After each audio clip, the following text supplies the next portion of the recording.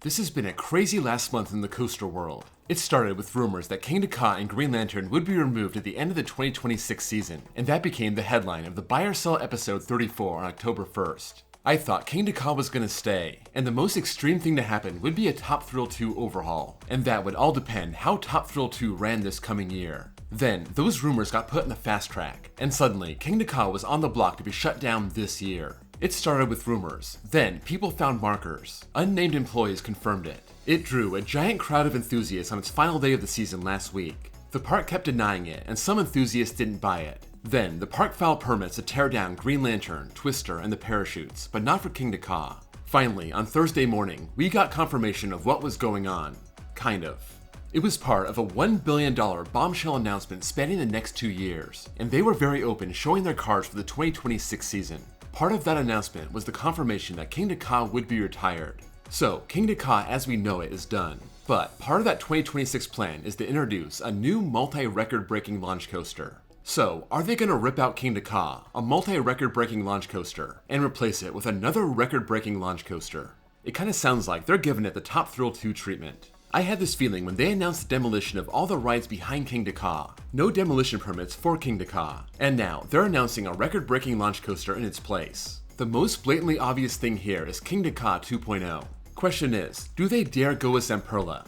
I heard some employees from SNS were riding Kingda Ka this last weekend. Or maybe they call in Intamin to get the job done. This would get a swing launch and a back spike, replace the hydraulic launch with LSMs, and this becomes the world's tallest and fastest multi-launch coaster. But upon some follow-up questions, the park is saying it's going to be a completely new coaster, and maybe it will be. But over the years, I've learned you can't trust everything that marketing says. At least, you can't take them literally at their word. After all, they kept telling people there was no plan to shut down Kingda Ka, so I don't think an extended, reimagined Kingda Ka is out of the question. Anyway, let's take the park's word for it. What could replace Kingda Ka? Kings Island had that crazy spinning tower coaster in their pass holder survey. Maybe it's something like that. Maybe it's a 10 inversion launch coaster, breaking the North American record. If it's going to take up the Kingda Ka plot and Green Lantern, that's a huge footprint, so it's going to be sprawling, whatever it is. I wouldn't expect anything like Falcon's Flight, but I'm not shutting down that idea either. Let's take a look at the other investments and see what stands out. First thing, all I see are investments in their larger parks. I was really thinking and hoping that Valley Fair would get a coaster for 2026. That's their 50th anniversary, but they're not in the list. Maybe they do get something, but this is not promising. Carowinds is getting a record-breaking water ride. We'll see if this is some kind of launch log flume, something like Catapult Falls at SeaWorld San Antonio, so that should be good. But for everyone hoping for a major new coaster, it's gonna have to wait. They are getting a new family coaster this year. Canada's Wonderland is also getting a record-breaking water attraction. This does not say ride like Carowinds, so maybe it's some kind of structure, but coming on the heels of Alpenfury this year, anything they get in 2026 is just gravy.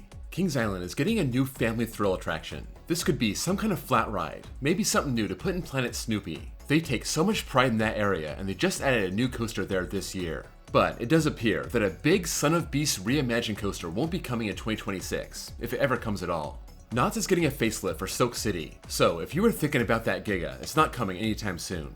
Magic Mountain is getting a first-of-its-kind coaster in North America. When they started their teaser campaign, I was thinking this could be an Intamin motorbike coaster. If that was the case, it would not be the first of its kind in North America. So, not the world, but North America, we may be looking at an SNS Axis. The first one is going to open in Saudi Arabia, so that would fit. So as of right now, that's what I'm thinking. If you have any ideas, let me know. The Axis has decent capacity. It would play great on the side of that mountain. It would just be a bit risky being such a new model, but Magic Mountain has gone there before when it comes to prototypes, so it could happen. Six Flags Great America is getting a new kids area and will have other events to celebrate their 50th anniversary. This is what I would have expected. Their big new coaster is coming next year, and they don't have much when it comes to kids rides, so this is a good plan.